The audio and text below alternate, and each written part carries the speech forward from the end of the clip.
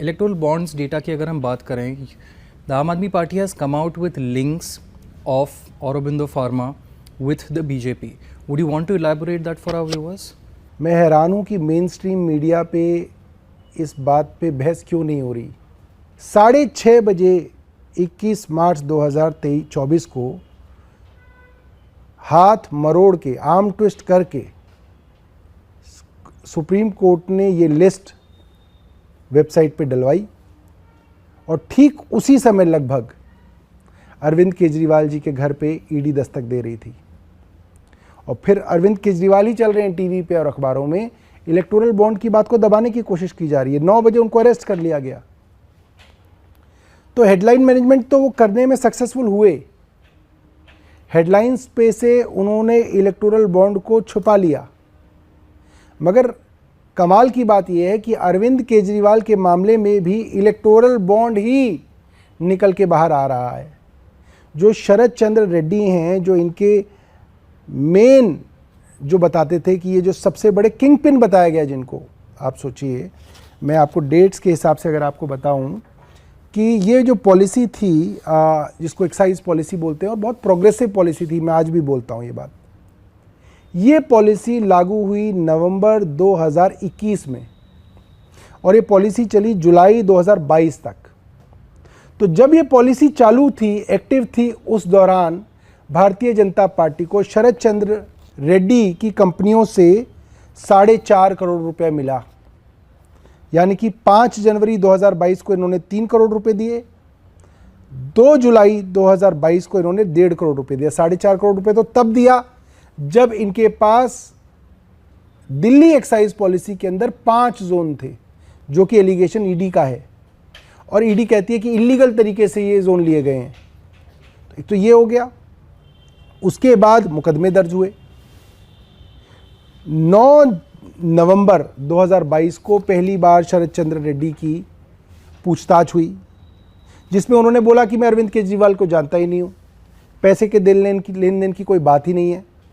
10 नवंबर 2022 को ईडी ने इन्हें गिरफ्तार कर लिया. अब ईडी यानी कि केंद्र सरकार, जिसको कह रही है कि ये किंग पिन है, प्रमुख आरोपी हैं, एक्साइज स्कैम के आरोपी हैं, आप लोग कह रहे हैं, हम नहीं कह रहे, ईडी कह रही है, केंद्र सरकार कह रही है नवंबर में.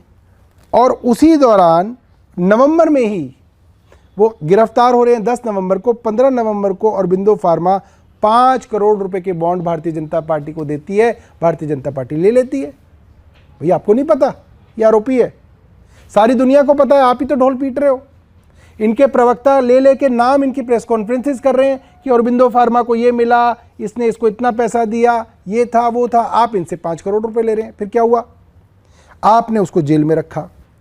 6 जनवरी को 2023 में जो चार्जशीट दायर हुई, उसके अंदर, चार्जशीट के अंदर ईडी कहती है कि ये आदमी शरद चंद्र रेड्डी किंग पिन है.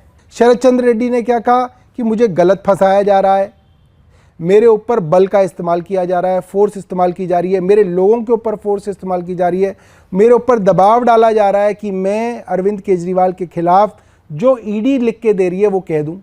ये बात 20 जनवरी 2023 की है. बेल नहीं मिलती. तो आप ये सोचिए कि जो 25,000 करोड़ की कंपनी के मालिक का बेटा है और डायरेक्टर है, आप उसको 6 महीने तक जेल में सड़ाते हो. तो अप्रैल में आके वो टूट गया. अप्रैल में आके उसने अपनी स्टेटमेंट दे दी कि साहब हाँ, जो ईडी कह रही है वो सच है, मैंने 100 करोड़ रुपए दिए. ठीक है. अब इन्होंने उसकी जान छोड़ी. तो मई में, यानी कि मात्र 10 दिन में, 8 मई को हाई कोर्ट के अंदर उसकी जमानत गई कि साहब इनके कमर में दर्द है. और कमर के दर्द पे ईडी उसको अपोज नहीं करती, कहते हाँ जी बहुत दर्द है इसकी कमर पे, इसको छोड़ दो. उसको छोड़ देते हैं. तब भी अगले नवंबर में आपने उनसे 50 करोड़ रुपए ले लिए.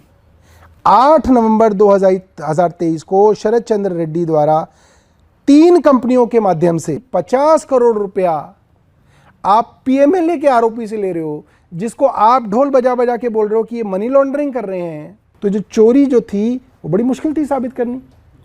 इसमें ओपन एंड शट हो गई कि ओपनली ये साबित हो गई कि चोरी किस तरह से की जा रही है, एजेंसीज का दुरुपयोग किस तरह से किया जा रहा है, कैसे आर्म ट्विस्टिंग हो रही है, ये साफ हो गई.